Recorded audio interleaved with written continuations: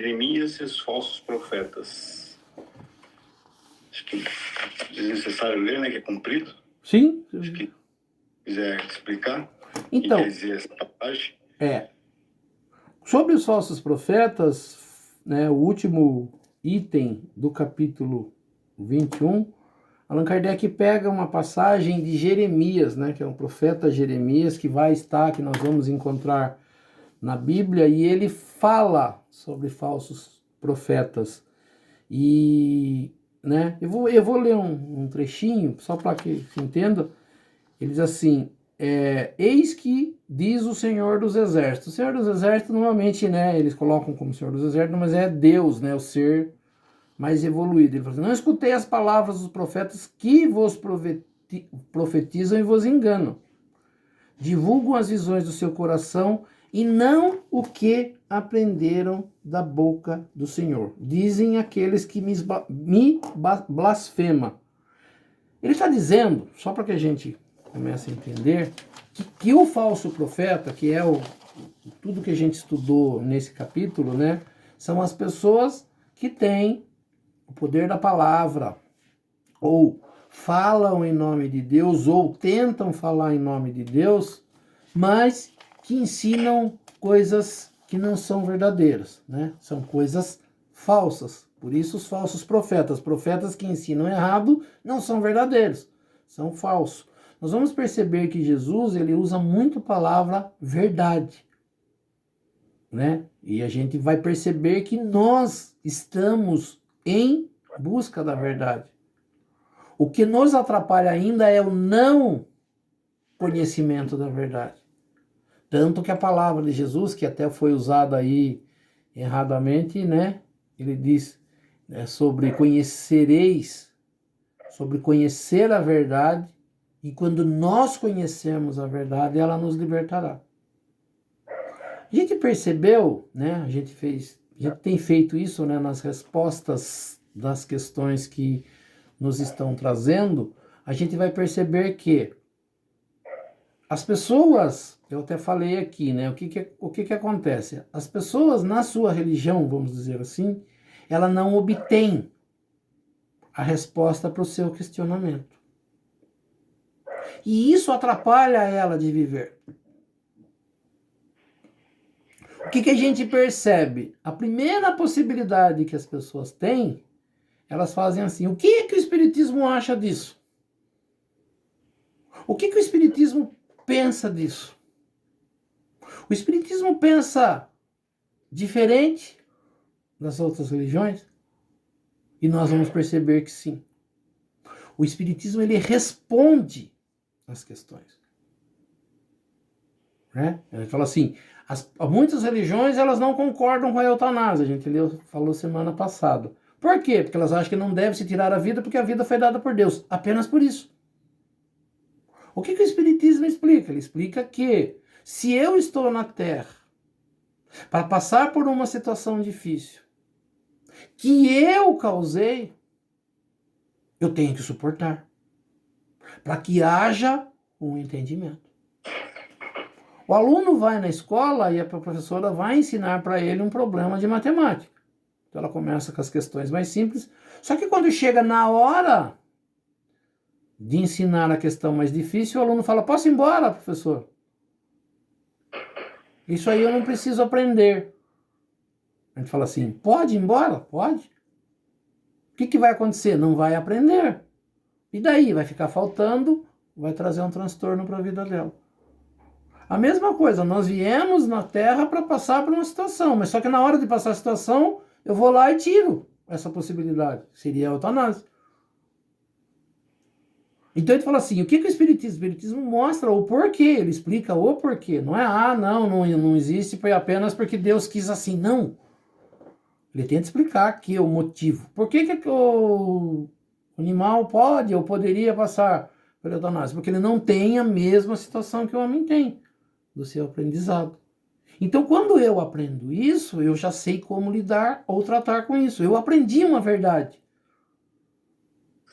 Agora, se eu ensinar para uma pessoa errada, né? A pessoa que está nas últimas lá na cama vai lá e desliga os aparelhos. Opa, peraí. As pessoas têm liberdade de escolha. Sim, elas têm liberdade de escolha, mas a liberdade de escolha dela já aconteceu quando ela veio para o planeta Terra.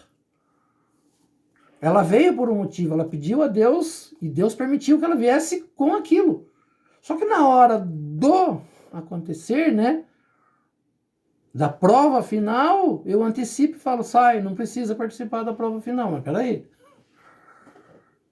Então ele fala assim, o que o falso profeta faz? Ele ensina algo que é errado. E aí isso me complica. Então Jesus sempre fala da verdade, conhecereis a verdade. Em verdade vos digo, aquele que fizer dessa forma vai conseguir alguma coisa, aquele que não fizer. Essa é a verdade. Então nós estamos em busca da verdade, nós conseguimos chegar nela? Ainda não, mas nós já temos encaminhado isso. Então quando nós falamos no Espiritismo, né, que a gente, eu coloquei, né, os vídeos da primeira aula que a gente fez, né, do que é Espiritismo, o Espiritismo ele tenta fazer isso, ele mostra. Mas por que ele mostra? Ele mostra porque ele é o Espiritismo? Não, ele mostra porque alguém trouxe essa informação. Ele chama Espiritismo porque seres que foram denominados espíritos que estão no mundo espiritual trouxeram essas informações. É só por isso que ele se chama Espiritismo, é só por isso que ele conhece. A diferença do Espiritismo para outras religiões é que ele acredita em seres vivendo no mundo espiritual e que esses seres, permitidos por Deus, nos revelam coisas que nos ajudam. Essa é a função da mediunidade, essa é a forma que Deus entende que Ele pode me ajudar. Então a gente fala assim, eu fui abandonado por Deus. Eu não fui abandonado por Deus. A gente viu lá no Gotas de Paz, né? Eu tenho um obstáculo, mas eu tenho também o auxílio. O auxílio para que eu não fique sozinho. Então Deus permitiu que a gente não ficasse sozinho. E esse é o motivo do Espiritismo acreditar que os seres que partiram daqui para o mundo espiritual continuam em contato com a gente. Porque se não houver esse contato, não valeu de nada a gente estar junto aqui. Eu criei uma afinidade, né? Convivi com a minha família e hoje eu tenho que me separar dela e nunca mais, talvez, eu tenha contato com eles. Isso é amor? Deus age dessa forma? Então o que a gente percebe? Que é permitido. Por isso que Jesus fala, né? Eu vou embora, mas não vos deixarei órfãos. O que é um órfão? Uma pessoa que não tem mais os seus pais. Ele fala, não vou deixar órfão. Órfão de quem? Dele. Por isso eu vos enviarei um outro Consolador. Se colocando como um Consolador. O ser que estava na Terra ajudando a gente a passar por momentos difíceis. A gente fala assim, o que é um Consolador? Uma pessoa que consola. Que quando eu estou sofrendo, ele fala, não, é assim mesmo, vamos, me faz prosseguir, não deixando eu cair, né, em algo ruim. Então ele fala, então eu vos enviarei um outro Consolador, que me faça lembrar das coisas que eu falei. Então ele falou assim, né, o que é o Consolador? Seres que podem continuar consolando aqueles seres que estão na Terra passando por momentos difíceis. Essa é a função dos espíritos, essa é a função da mediunidade. É por isso que o Espiritismo acredita nisso, é nisso que o Espiritismo acredita. E é através disso que ele consegue explicar as coisas que muitas pessoas não conseguem. Por quê? Porque não tem mais esse contato. Se as pessoas que vão saindo da Terra com mais conhecimento, com mais experiência, não podem retornar ou conversar com a gente está perdido. O mundo ficará sempre com as pessoas piores. Sempre sem saber o que fazer. E a ideia de Deus não é essa. A ideia de Deus é que eu saiba sim o que fazer. Eu vou responder pelos meus atos, eu vou ter que me virar com muitas coisas, mas não sozinho. Mandou Jesus para vir à Terra e Jesus sai da Terra falando, não, eu vou sair da Terra, mas vocês vão continuar recebendo informações, vocês vão continuar recebendo orientações, vocês continuarão sendo consolados. Como? Né? Então, Na verdade, quando a gente fala em falso profeta, é o ser que vai ensinar errado. Mas eu tenho que, nesse entendimento, ele fala que eu não posso acreditar nesses seres. Mas para eu não acreditar nesses seres, eu preciso conhecer alguma coisa que me faça pensar e falar, não, isso que você está ensinando é errado. No que o Espiritismo se apega? Ele fala assim, se apega na lógica, na inteligência. Quando alguma pessoa explica alguma coisa do Espiritismo para pessoa de outra religião, ele fala, nossa, isso tem lógica. Dificilmente, a gente fala assim, só aquelas pessoas bastante mesmo que não querem aceitar ou por um motivo ou por outro, a gente percebe, eu falo porque eu vivo isso diariamente. Eu tenho um colega que trabalha comigo, né? Ele é protestante, ele fala isso, mas ele fala para mim assim, por que a minha religião não ensinou isso?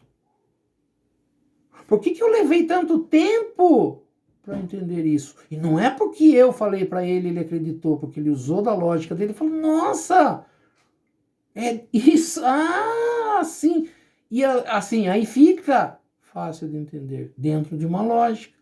Então, quando eu tenho a base do entendimento, por isso que a gente fala assim, a gente estuda bastante Jesus para quê? Para que a gente entenda o que Jesus falou, e dentro do que Jesus falou, eu possa usar quando alguém tentar falar, eu falei, não, Jesus falou dessa forma. Mas eu tenho que ter dentro de mim um entendimento que caiba. Eu falo assim, não, isso cabe, isso é lógico. Tem situações que não cabem mesmo. Você fala assim, então não. É difícil mesmo para as pessoas, quando a gente fala de assuntos mais elevados, eu nunca esqueço, né? A gente fala assim, a gente até já citou isso, aquela passagem de Nicodemos, que ele é um senador judeu, uma pessoa de bastante conhecimento, ele vai até Jesus e pergunta para Jesus. E Jesus responde. Só que ele não cabe para ele algumas coisas que Jesus fala.